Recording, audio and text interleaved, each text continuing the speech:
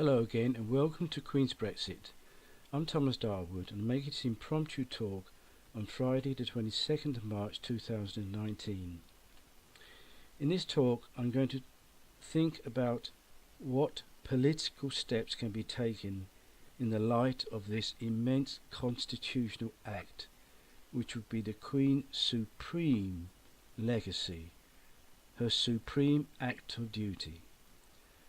And it will propel the idea conveyed in the first talk, the idea that an idea in the Bible came in reality which benefit all of humanity, but to a particular group of nations, creating Western civilization and Christendom.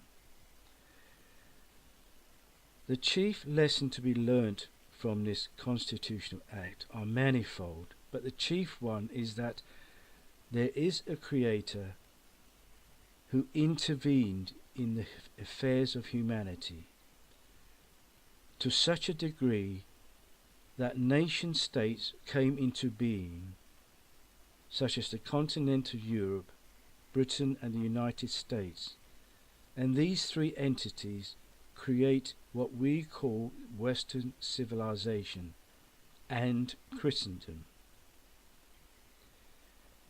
At the root of this, if you take it in small bundles, so to speak, it is firstly giving to every human being understanding of what it is to be a human being, such as Shakespeare in literature, Bach and Mozart, Beethoven in music,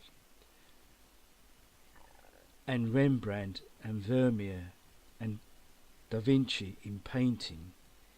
They showed understanding of what it is to be a human being. The scientists gave us understanding of how things work in the real world. That was translated into industrial expertise. And the British Empire came forth as the most significant illustration of all these attributes. These attributes created nation states. Now, with this understanding, I believe it is right to say to the European Union, let Britain and the European Union lobby the United Nations to upgrade its image and become a nation-building institution.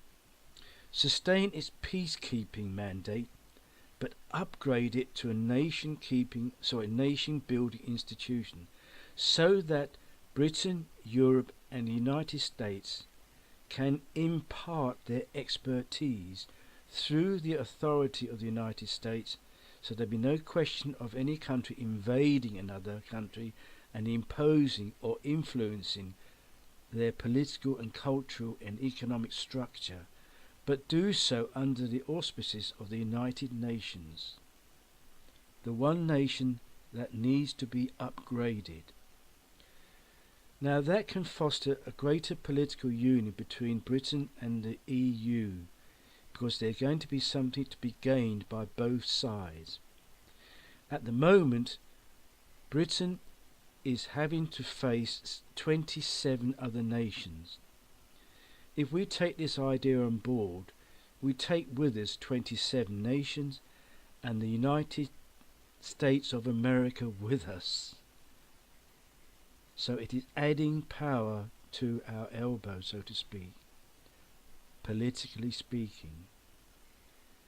And this will go on to create cultural links with the other tangent that Britain can offer, and that is the Commonwealth countries, because of our constitutional and historical link with these great nations.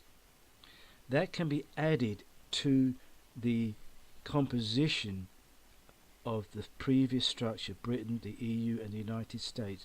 So we're adding Britain to make our relationship with Europe much more palatable and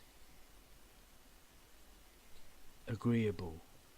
because it is going to show greater prosperity for both Britain and the European Union because of our cultural and historical links.